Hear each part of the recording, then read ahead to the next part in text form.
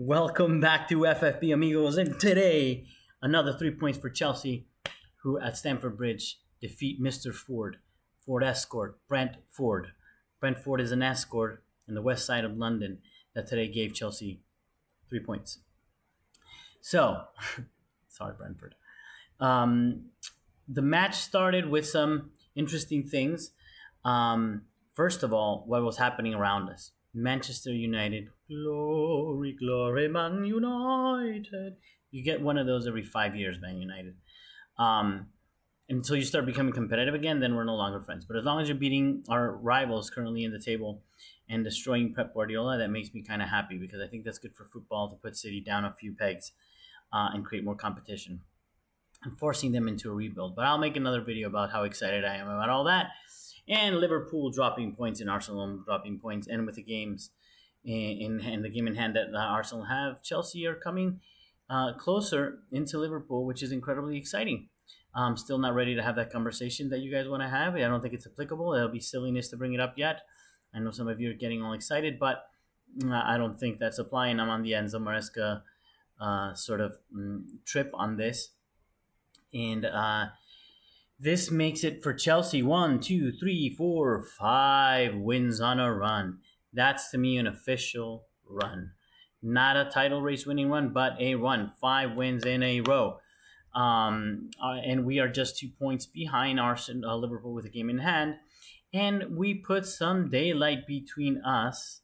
I'm so happy. I'm just looking at the table, guys, between us and the Gooners. Which is just a beautiful thing. And Nottingham Forest is still above Manchester City, which is a beautiful thing. And I see red. I see red in Manchester City's future. That looks good. And Villa also losing.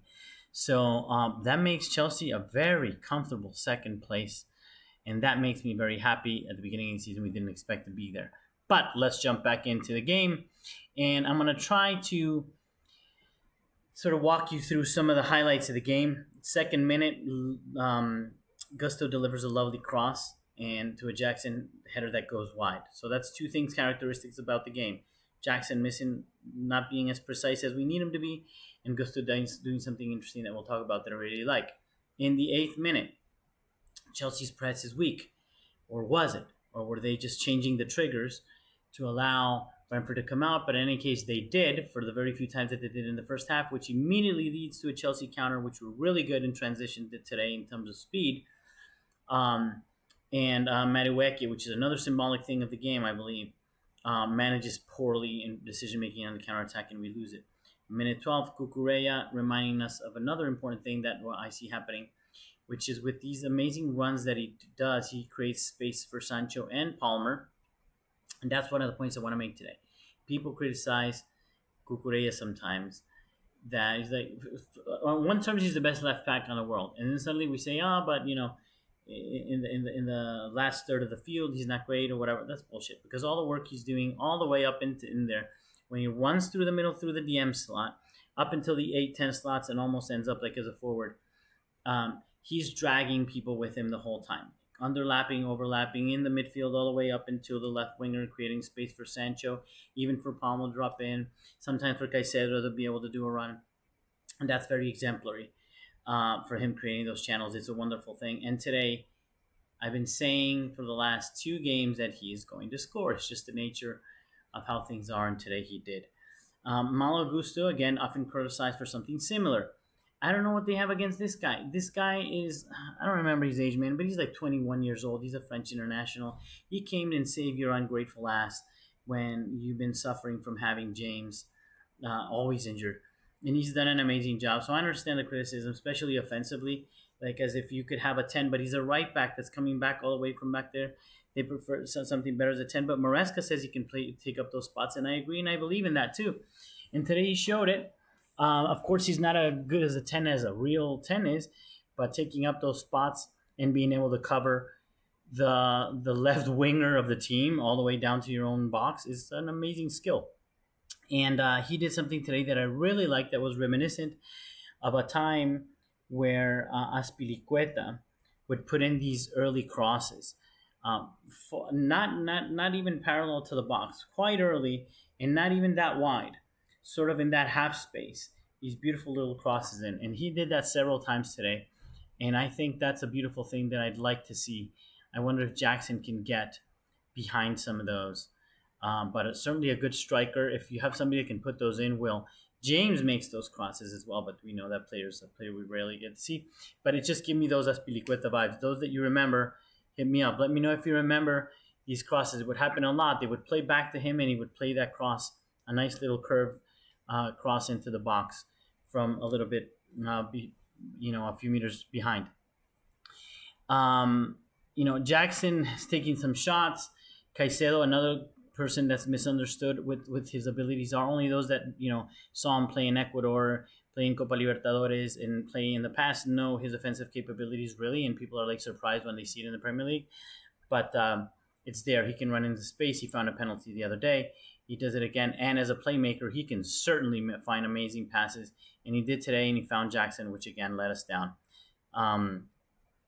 I was happy that the work rate was good for Jackson. Now we're like halfway through the middle of the first half, and I'm happy with his work rate. But again, he's not having a good game. And also Chelsea's doing something that I don't love. I think we need to work on set pieces. We saw how powerful and useful they are. Chelsea has really taken advantage of them in the past, and we see what Arsenal is getting away with right now because of that. And we just took like 4 corners to the first post and just gave them away pretty much. I don't know if the idea was to flick the ball back, and then I don't know, someone like Cucurella could do that run to the first post and flick it back. That didn't happen. It failed. It just went straight to the keeper. One of them, Enzo, actually tried to score from it. Just felt a little silly. And again, a couple of times gustoed in transition, incredibly fast, which I love. In the 42nd minute, their goalkeeper actually gives the ball away, gives Maresca a chance, and he fails. And right now I'm thinking, okay, this is not the night. This is one of those nights where Maresca is just like trying, because he always tries and he always runs, but nothing's going to work out for him. Not an assist, not a goal. I'm not liking him, and I'm not liking Jackson already. However, it's like 30 seconds later, he tells me to shut the hell up because he puts in the sweetest of crosses in for Cucurella. A nice curved little left foot strike right into bang Cucurella, bangs a header in front of people twice his size.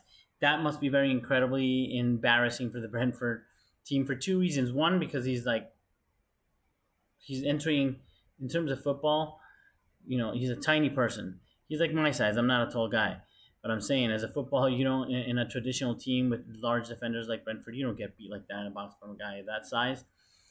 And also because nobody runs in with him. There's no other runners in the box. If you see the goal, there's no other real threats. He's the only one that's making that run into the box. And he still manages to jump like, I don't know, Drogba between, like, in terms of positioning between the two defenders, and Madueke finds them and they score. I'm still not happy, but at that stage, I'm still not happy with Madueke and Jackson. But at least, okay, the goal's in, and my prediction of Cucurella scoring comes to fruition. So I'm excited about that. Sanchez a couple of times in the game, again, just under no pressure, kicks the ball out for a throw in, and not even like deep into the opponent's territory. It's more like near the halfway line. It just feels like silliness. Now, he did make up for it with some great saves that we'll talk about, but I'm not the only one. A lot of Chelsea fans, we're loving the team, but and we love Maresca, but we struggle with that one. But he's dead set on it. And every time he was asked again last week, he's like, "No, Sanchez is my number one." End of story. He pretty much shuts down anybody who questions it or asks it. But maybe we'll see a time for that change. I think some of us want to see it and think Jurgensen deserves a run. And maybe that puts us in a better position. I would hate for us to end up selling or loaning out keepers that end up being good number one worthy, and we go out shopping for a 52nd goalkeeper that we need more players like a hole in the head, especially in a position that's stacked. In any case, I see Jackson miss another goal, but this one is like funny because it's like a completely open goal, right? You guys probably saw it, and it goes. He's like far from it. Yeah, the ball takes a bounce, and his body language after that for a few minutes is bad. is bad. And I'm like, God damn it. The other day when he was substituted, he took it really poorly. Now he's down. He may fall into a slump. This could be really bad. And just like a minute prior to that, um, Malagusto makes an amazing run into the box and does a perfect cross into Palmer, who lets the ball go through to Enzo Fernandez, who has, in my opinion, a little bit of a poor finish. So I'm starting to get all these concerns. And Jackson's depressed, like I said, at this stage, right? Sancho and Palmer then proceed to destroy the defense. And Sancho, I like, man, he's destroying defenses with his 1-2s and his little runs. He's not doing it by speed. He's very technical. I love what I'm seeing, but his execution was poor. It's one of those days, right, where you're producing a lot, but not the finished product or the last product, the last touch, and it's making me really worried. And at the same time, Brentford is starting to threaten with a ball over the top. That we get lucky that is ruled offside in one. Um, but in any case, we come up to we're like 77, 76. I'm starting to see Brentford come back. And Brentford, this goal that you guys saw that hits the post and bounces off the line. So we're getting lucky. Our goalkeeper saving our ass. And I'm thinking, Enzo Maresca, what are you doing, amigo? Why are you not making any changes? I'm seeing some legs go. I'm seeing Jackson not having a good match. I'm really concerned. I think even though we won I think something needed to change, if not players, which I think Jackson needed to come out sooner. Certainly, tactically, we needed to make some adjustments, and either they weren't happening or the players were not listening to him, which is something he's complained about, sort of saying that they get a little carried away and don't, he's told them to man mark and they don't man mark, or it takes them a little bit to fall into man marking or fall out of in the current tactic into the next one. But in any case, and Jackson also slips in the area, so I'm like, this is over. Now I'm furious. I mean, you get this guy out, and then it's only like 30 seconds later where he redeems himself, and he finds himself on a one-on-one opportunity, and does what strikers are supposed to do, and he does it nicely. He's one-on-one with the last defender, and enough space to do exactly what he did, and he did exactly what he was supposed to do. Slots it by the post. Beautiful. I can finally breathe. He's redemption arrives, and he's good.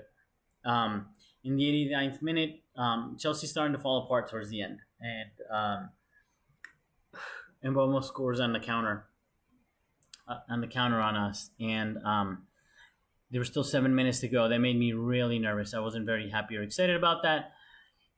But we see the game out. That just hit me one note towards the end. I'm like, Caicedo, again, I've been saying it for a while. He needs a rest. So in any of these games, if we're lucky enough to have 3-4 goals in, if we can rotate that man or give him a little break, I think it's important, because yes, he does an amazing sliding tackle to stop a counter attack in the 89th minute, but this is a long one, and I hope that there's a game where we can have him replaced with Lavia or some sort of thing to protect him. We really don't want to lose that player, giving him too much. He is, because he gets killed in Ecuador, he gets killed in Chelsea. He plays every minute, and at some point that might be an issue. So I'm going to keep calling for that. And then some silliness happens, always with Cucurella, his hair or his shoes. There was actually a hair pull today. I heard, I didn't see it, but I heard the commentators. I was watching it in Spanish, that there was a hair pull on him, and I'm like, that's just hilarious. But anyway, he gets a double yellow, and after the game is gone, and it leads to a red card, so he misses the game against Everton. So we'll probably be seeing Chile. But, some silliness. I don't know what happened. Maybe it was deserved, maybe it wasn't. We'll have to check. In any case, the long story short is we come away with the points. It was a little scary. It was a little suffered, but we did the business. And that's what other teams this weekend, didn't do it in the Premier League. And we did it against Brentford, which we had to. And the next against Everton, we have to. There's no excuses. But we're set up, not ready to talk about a title race. Very excited to see again what I saw today. I liked from Gusto. I liked what I saw, obviously, Palmer. I love what I saw from Sancho. And yes, I still want to see Jorgensen in goal. So give me your comments, guys, about that. What are your thoughts on my strongly held opinions, and about Maresca maybe being a little delayed on the changes? I think we got away with this one. It was those kind of matches that in the past we would have lost, because the days that Chelsea's not putting him in the back of the net, we're not solid enough to hold on to a 1-0 lead, for example, even against the likes of Brentford away, which they don't have the greatest record away. They have a good record at home. So I think until we grow into that, we need to maybe adjust tactically, do whatever we have to do to make sure we make those score those goals. Especially with Fofana out, we're like rebuilding a defense now. So let me know your thoughts, and as always, to the team, come on, you Blues.